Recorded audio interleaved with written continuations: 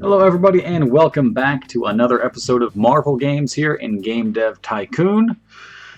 An exciting day in the world of gaming. Zangief was announced for Street Fighter V, so that is pretty good news for a guy like me. If you don't know, I'm a big Street Fighter player on the 360, but my 360 is dying. Been dying for a long time, but finally I think the video is giving out. It's on its way down. So I've been playing some PC games here as I wait to see what new bundles that Sony's going to come out with. Because I would love to stick with Microsoft. I would love to get another Xbox console, but Street Fighter's going to Sony, so I'm going to Sony. And right now we are going to make a law game. Should we make a law game? Let's make a law game. Genre, a casual law game for everyone. So you're looking Phoenix. No, wait, well, we just did Nelson and Murdoch, didn't we?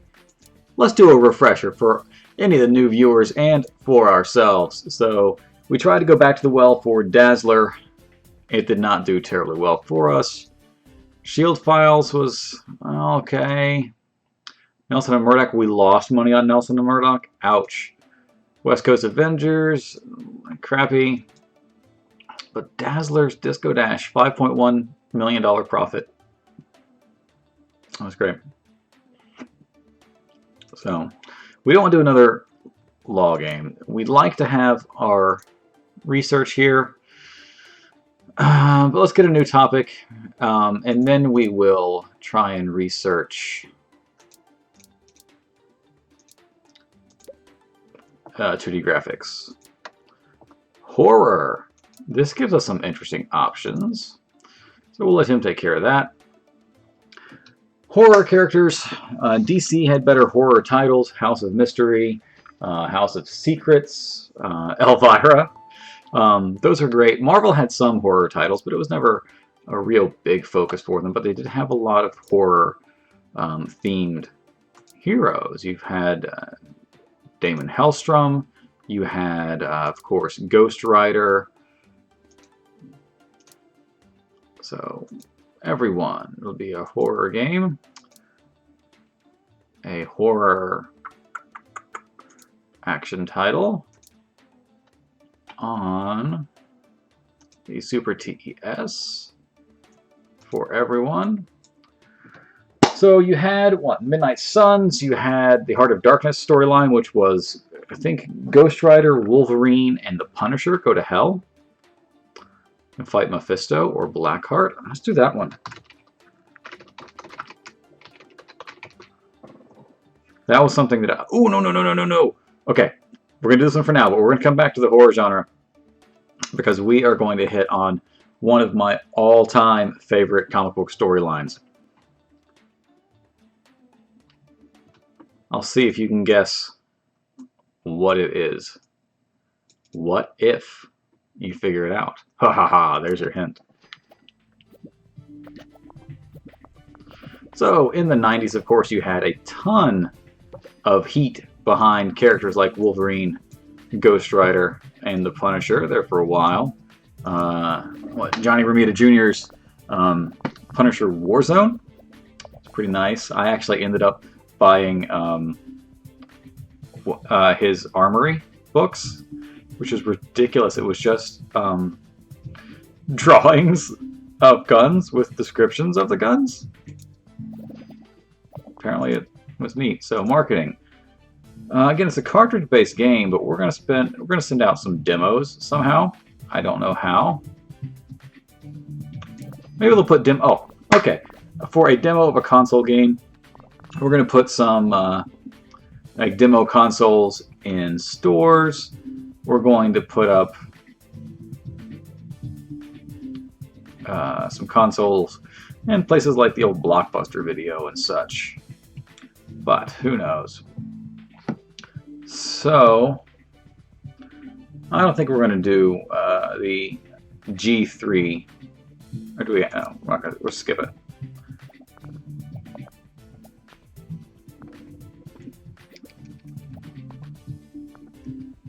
Okay, so we have... Should be a new record on design. No? A new record on tech, which is great. 2D graphics go up. Brody Lee, my protege, he's moved up. Got himself a raise, more than doubled his pay. Congratulations, Brody Lee. Stereo sound come out too. I saw a 2, it hovered on a 2. 6 is better than nothing. 8, nice. I can take, well, an average 7? I'll take an average 7. Come on, give me another 8. Not gonna have it, but come on. Well, 6, 7, 5. We're gonna go ahead and I am going to research 2D graphics V3. How much is stereo sound? Stereo sound is 40. But we need 2D graphics V3. And the Super Nintendo era was great for 2D graphics. You had the Neo Geo, which of course is great for 2D graphics. 27,000 in the first week ain't bad. You do our game report, my friend.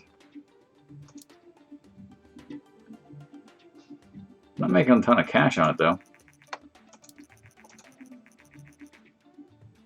Yeah, we'll spend the money. Research ninjas. Play system. As I mentioned in an earlier episode, the split between Nintendo and Sony over the creation of what would have been, I guess, the Super Nintendo CD or the Nintendo PlayStation. That was probably the biggest event in the formation of gaming going forward. Then I'd say eventually came the importance of internet connectivity.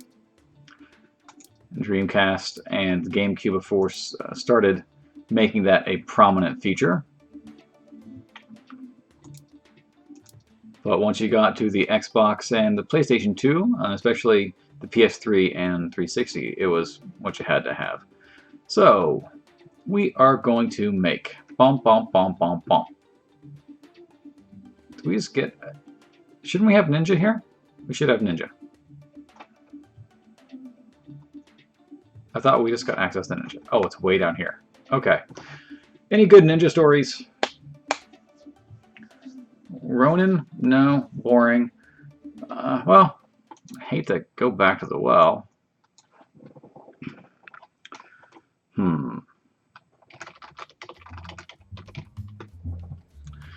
Shingen Saga. We're going to use this. It will be the Wolverine miniseries.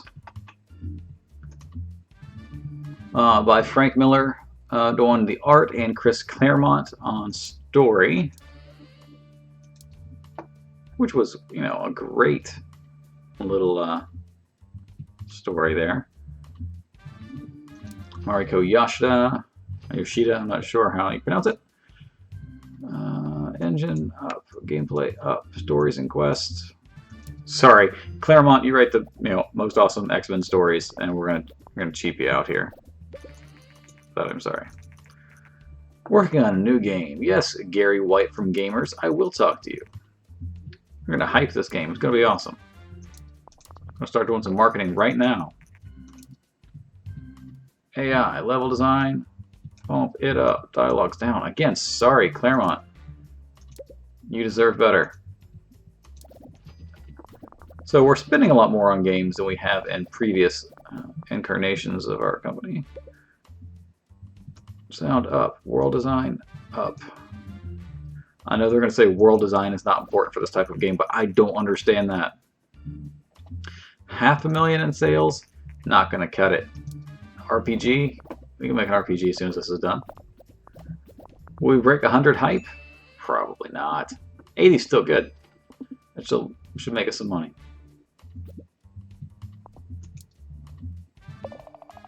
Ching ching ching. Still no bonuses? Ouch. Thought we were going to cross over new records. We generate game report. Thank you. 306,000. We are losing money pretty quickly. We need to find another cheap to produce title that we can still cash in on. 7 across the board, not too shabby. When he is done, we're going to see what we can research. No, we still need, what, 10 more or 5 more for stereo sound.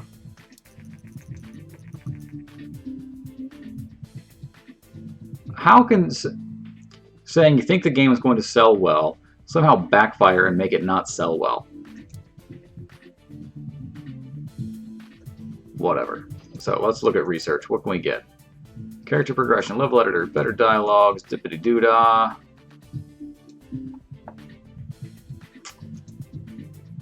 Let's do sequels and then we'll do a new engine. Here, you do some training. You're my tech guy, so let's give you some tech. Why not? Code incomplete.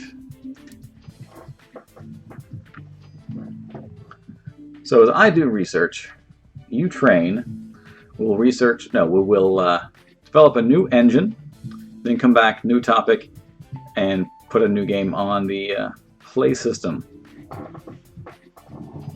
As that is buzzing through here, I'd like to take a moment for a shout out to my man Shuura. His last day at the office. He's moving on to a new stage in his life. So good for you, man. Congratulations.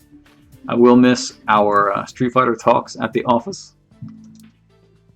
Being able to discuss your enthusiasm for Karen being included. You know, I'm waiting to see if Sakura comes back, because that'd be a perfect thing. Probably some day one DLC, never can tell. And hey, while we are at it, shout out to Jinawee. I don't know how exactly pronounces it. The only other person aside from Shuura and myself who does YouTube videos from the office. I'm sure there are more, but those are the two I know for sure. So we've gone from Timely, we've gone Atlas, we've gone Marvel Age. Let's call it Bronze Age. This is our Bronze Age engine. So over on Shuura's channel, I'll put the link down below. Largely a couple of gameplay videos and stuff from the various series that he's been going through. Over on Jinawee, she has a lot of Let's Plays. She streams Ark, Survival Evolved, what have you. She does some Rocket League, a lot of stuff along those lines. So I'll put their information below. I always like to support my fellow content creators. That's why you'll see a lot of different sort of stuff I've been subscribing to that wouldn't necessarily be in my wheelhouse if you look at my subscriptions. Because I have been subscribing to, rest of you, some people who are now a part of a local YouTube group, of which I am the administrator. You say, hey, Xbox Live for now, BatGroom, how can you be the administrator of a YouTube group when your videos, for the most part, are pretty crappy?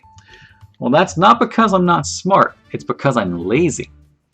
I know all the things that would make my videos better, but hey, I've got a job, a wife, I got a couple of kids. I've got things to do, and those take up a lot of my time. So I do not always get to implement the ideas that I would like to when it comes to my videos. So yeah, maybe you don't always get the best out of me. This is gonna be pretty much obvious. Zombie action medium game. We're gonna make it big. Why not? Platform on the play system. Going to cost a lot of money. The obvious choice, but hopefully this works out for us as our first play system game using 2D Graphics v3. I'd like to use 3D graphics if you're moving to the play system, but what the hey. So again, this is going to be a big expenditure, which, you know, it's going to take half the money that we have available here.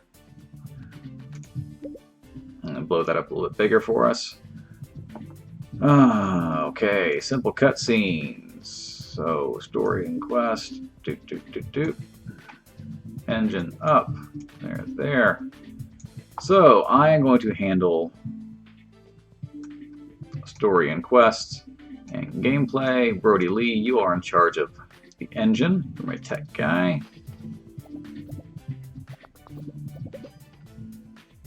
We're still not going to go because we need to save.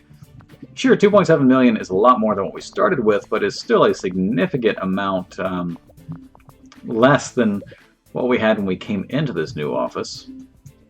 So, AI, Brody, you take that. I will take level design and dialogue. Beep, beep, beep, beep, beep. Oh, did I not take it? I thought I took it. Beep. That's fine. I'll work a little overtime. Sacrifices you make for your company. You gotta be able to put in the hours.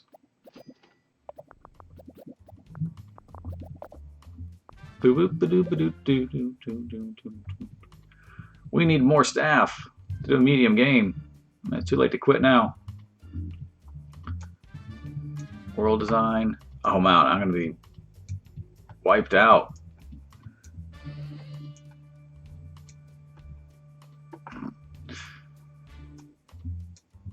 Yeah, we need another person if we're gonna do a medium game because this is too much for two people to take over. Poor planning. Stone Age games. What's this all about?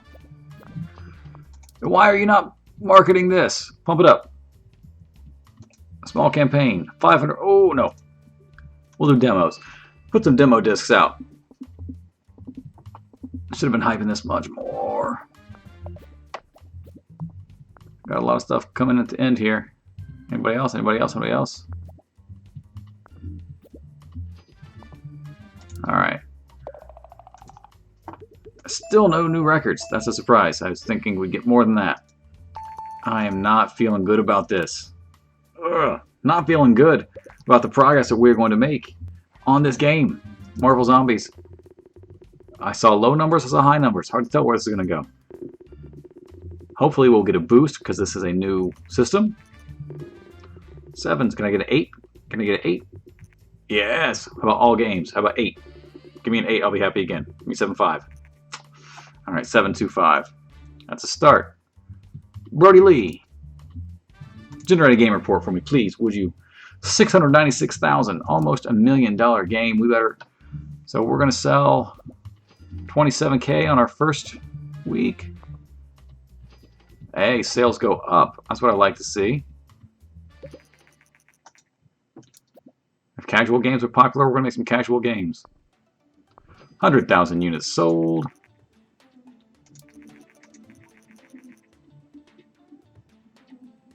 Most efficient when we have 100,000 fans. Publishing deals, fine. So we jumped into that prematurely, but we're making our money back. So let's go right back into it. Let's develop a new. Oh no. Let's take some 2 topics. You get transport. Had some ideas about that today while at the office. I will take one again. Vampire. Oh, that's where we gotta go. That's the one. Okay, so I'm going to try and do 2 more games here before we close out this particular episode. So are we well rested, friends? Are we going to make a game? We're going to make a game. We're going to develop a new game on the Bronze Age engine. It is going to be a transportation game for everyone. It will be a transportation simulation on the PC. Perfect, everyone. And this is going to be called US1. If you are not familiar with US1, it is a truck. That is right. There was a comic book in the probably late 70s when there was this weird fascination with trucks. Maybe it was mid-70s. I don't even know. You had the song Convoy, and you had these sort of road movies. I don't know. But yes, there was. I'll get rid of linear story. Convoy. And below. The US1 is a big red truck, not unlike Optimus Prime. I can't say that I have read any US1. I've picked up a lot of weird Marvel stuff over the years. US 1 has not yet been on that list.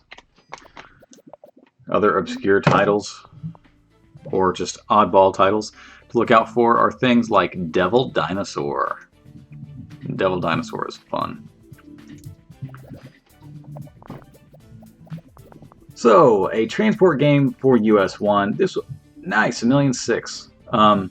US 1 will be your basic transport simulator, where you will drive US 1 cross-country, with the added twist of, yes, occasionally your truck will have to either avoid or become involved in superhero battles. You'll be driving through places where the Hulk is, say, fighting the Abomination, the X-Men are fighting the Brotherhood, or Howard the Duck is just hanging out and needs something delivered.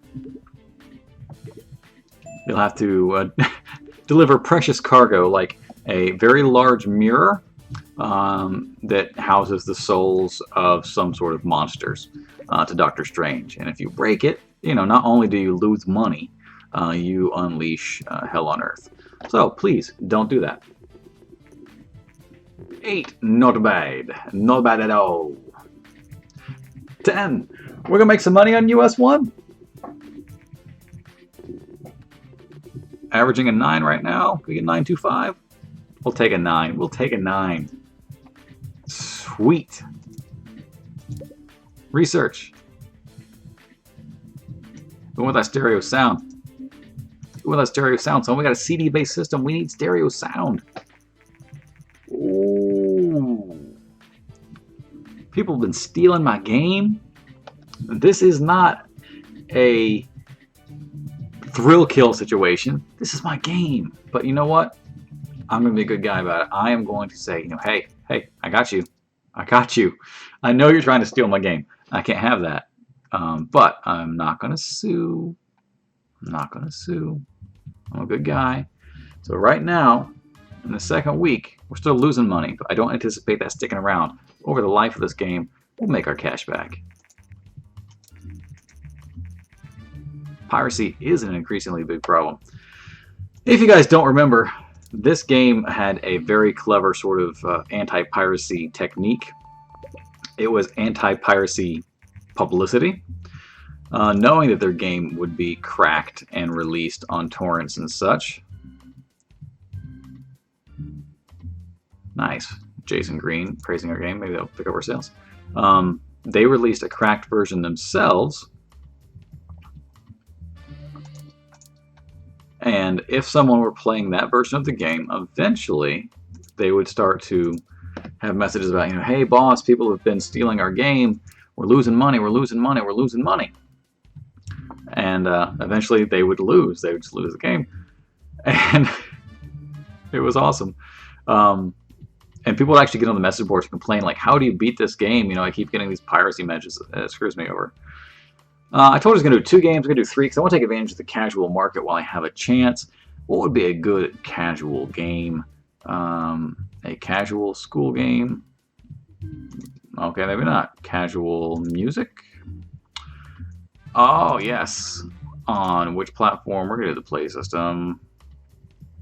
A casual music game for everyone. So we've already done Dazzler. What was the band that Madeline Pryor's in real life? Madeline Pryor and Kitty Pryde are both names of people that Chris Claremont actually knew. And Madeline Pryor, Steeler's Wheel or something. She's in a real band. Who would be good for music? Do.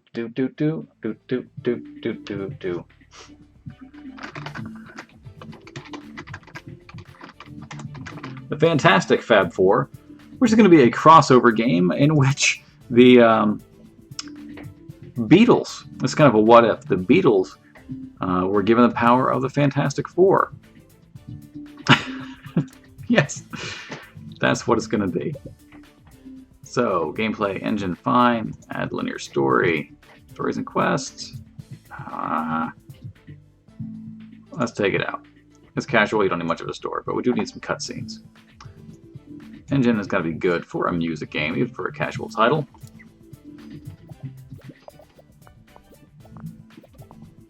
We're going to start marketing this right away. Magazines and demos right off the bat. Back up to $4 million, might as well spend it.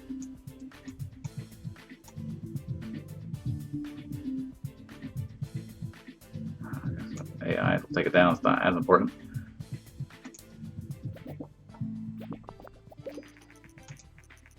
TES64. I do remember getting my Nintendo 64. I was so enthusiastic. I went with my then girlfriend to Toys R Us, and I picked it up. I'd sold her my Super Nintendo to get the money for the N64. Yes, I will agree. Gameplay is more important than world design. And we were so excited to come back to my place, my little 13-inch TV up in my bedroom, to play Mario 64, and it turned out that I did not have the right cables for it. It was the first game that came with component, the 3-prong cable, and I was still having one that needed the RF adapter for my little 13-inch TV. So we had to drive back to Toys R Us to spend another $15-20 on a stupid new set of cables for my Nintendo 64. But she and I had a lot of fun.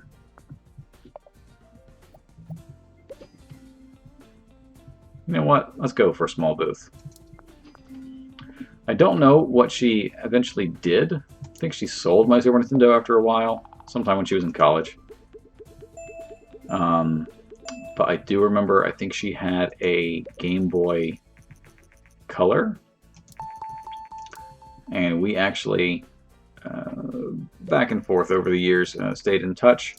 And I was supposed to get her Hello Kitty Cube Frenzy.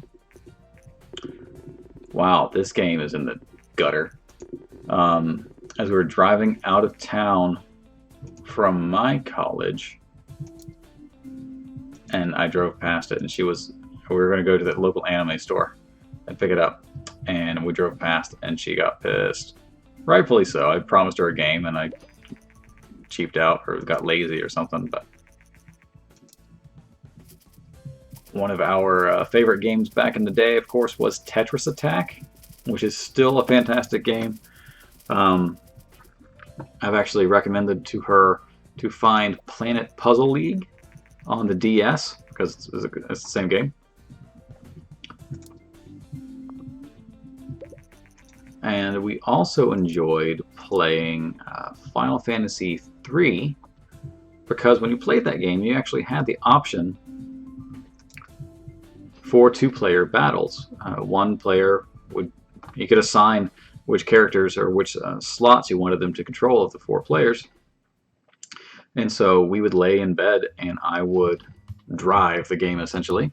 But when it would come to a battle, she would pick up the player 2 controller and we would fight through the bad guys together, which was super times back on the SNES days. So we're going to do one more game for this episode. The Bronze Age. We're going to do Vampire. Could be an RPG on the play system.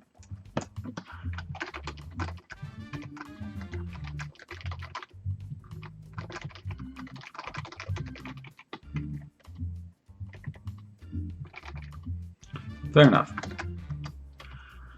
What if Wolverine became the Lord of the Vampires? This was one of my favorite what if stories. There was a comic where Wolverine and the X-Men fought Dracula. And in the story, he had bitten Storm and taken her kind of as his vampire concubine, and she resisted his appeal and helped save the rest of the X-Men. In this what if version, she let him go ahead and bite everybody, and most of them kind of succumbed to Dracula's power, but Wolverine, being Wolverine, was like, you know what? No. You want to bite me, make me a vampire? Fine. Now we're going to see who's the real king of the vampires. And he ends up like beheading Dracula and becoming Lord of the Vampires, which was awesome. And so he and his vampire X-Men went set about either killing or resurrecting the rest of the Marvel Universe as vampires. And so, not being, Wolverine's a smart guy, he, especially tactically, he's like, there's somebody out here who we can't get to who could really mess us up. Doctor Strange. So he says, hey, we can't get through all his magic defenses, and he has the Montesi formula, I believe it was, which would eliminate, it would kill all the vampires on Earth in one fell swoop. So somehow they had the Juggernaut, who had enough magic resistance, thanks to the Crimson Ruby of Satorak or what have you, to pound his way through. Come on. Doctor Strange's Sanctum Sanctorum there in Greenwich Village. And killed him, broke his back, tossed his body down to a bunch of alligators to eat. But of course, it takes more than that to stop Doctor Strange, the Sorcerer Supreme. His spirit escaped. Excuse me. To find the one human, the one person who would be able to live and survive in a world like that. Doctor Strange goes to Frank Castle. He kind of takes over the body of the Punisher and makes him a silver gloved, cloak of levitation, Eye of Agamotto, vampire, holy water squirt guns, silver bullet shooting badass to fight the rest of the vampires, to get back the Montesi formula or what have you, to fight the vampires. And of course it comes to a final showdown between him and Wolverine, and he's actually going pretty well until Kitty Pryde, Vampire Kitty Pryde, comes up through the floor, and as Castle is about to strike the killing blow with a silver blade against Wolverine, well, it doesn't go well for our dear Kitty Pryde.